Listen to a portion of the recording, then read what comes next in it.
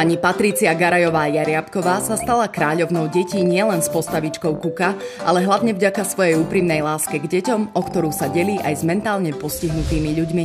Je dôležitá ľudská podpora. Preto mi je tak ľúto. Ja som nadšená z internetu, zo všetkých týchto vecí, ale je mi ľúto, že sa zatvárame do seba, že proste sa menej stretávame, menej spolu komunikujeme, menej sa dotýkame. O ľudskej zlobe je to tiež. Viete, že je veľa ľudí, ktorí si potrebujú len tak kopnúť.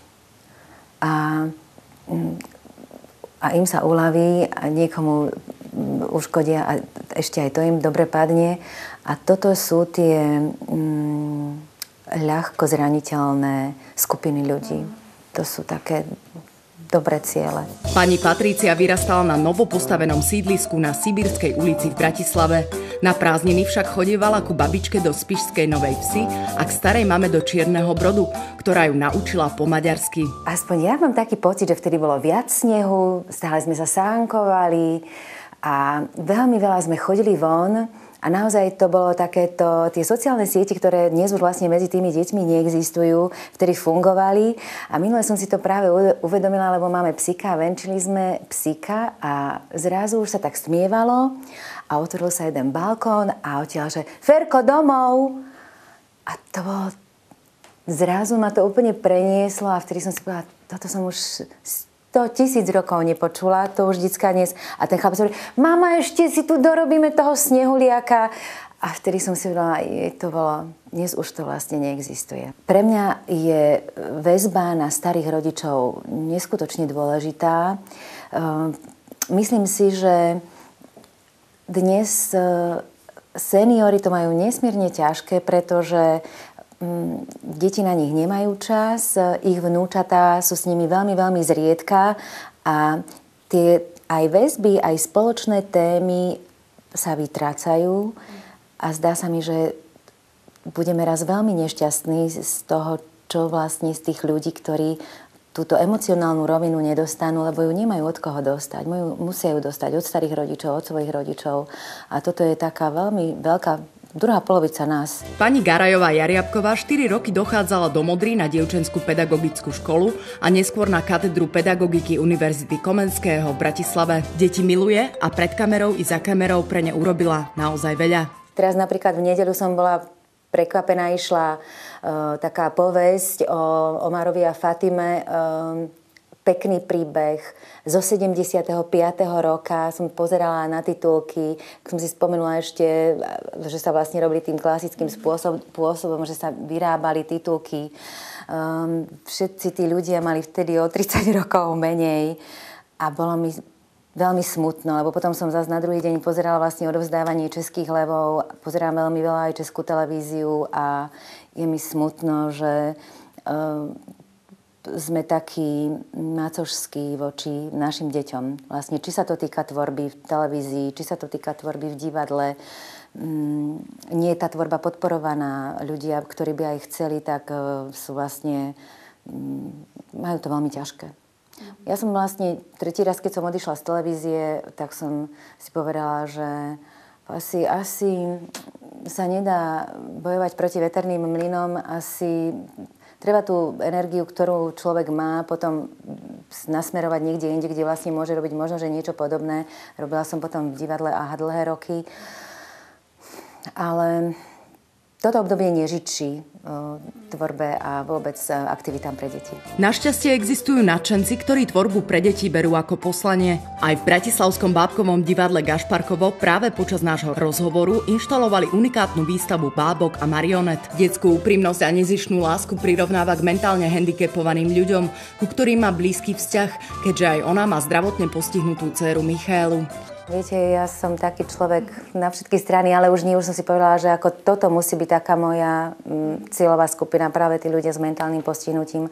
Dlhé roky spolupracujem s občianskym združením Inklúzia, s agentúrou podporovaného zamestnávania vlastne z ich popudu alebo z takej veľkej iniciatívy aj s podporou vlastne primátora a magistrátu vznikla pred 10 rokmi kaviareň Radnička. To bola taká prvá lastovička na nádvorí Starej Radnice. Prvé také malilinké zariadenie, kde sa ponúkala káva, čajík, koláčiky. Pracovali tam ľudia s mentálnym postihnutím. Výrobky, ktoré vlastne tam prezentovali, boli tiež z chránených dielní. Koláčiky tiež vyrábala, myslím, chránená dielňa Mana, ale teda aj iné. Deň krivých zrkadiel je taká akcia na podporu ľudí s mentálnym postihnutím na celom Slovensku. Vždy to býva 12. júna. A tento rok už 5. rok organizujeme v Bratislave, vždy na Hvízoslavovom námestí, také prezentácie ľudí s mentálnym postihnutím. Vždy sme tam pozývali rôzne kapely alebo také aj osobnosti z kultúrneho, hudobného a spoločenského sveta.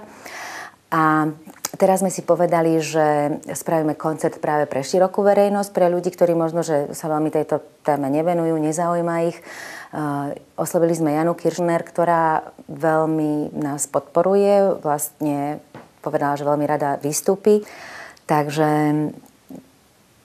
toto je taká moja najdôležitejšia aktivita. Pred 30 rokmi bolo postavenie handicapovaných ľudí a ich rodičov o mnoho komplikovanejšie.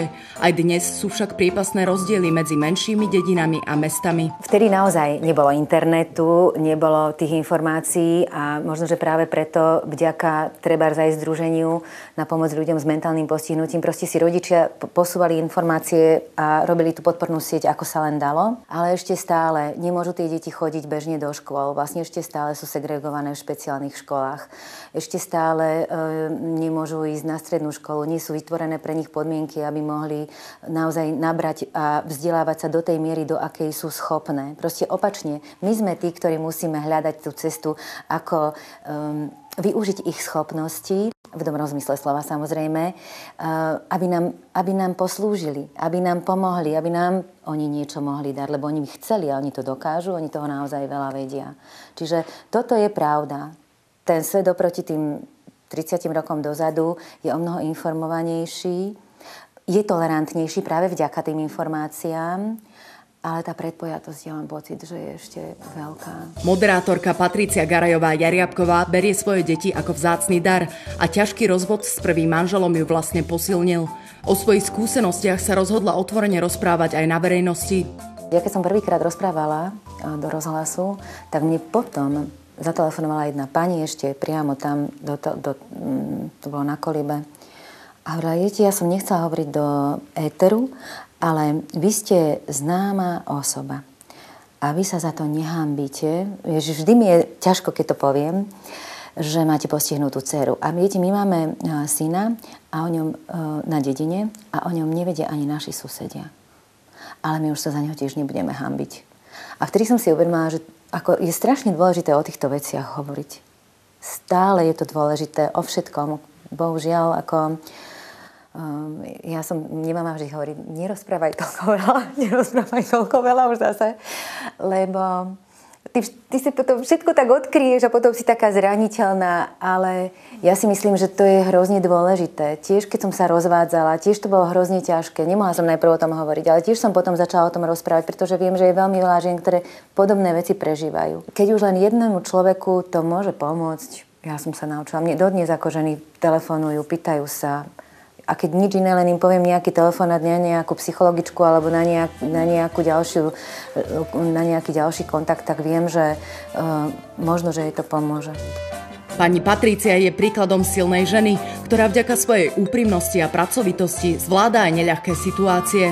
A my jej želáme, aby jej detská hravosť a radosť, ktorými obohacuje mnohých z nás, ešte dlho vydržali.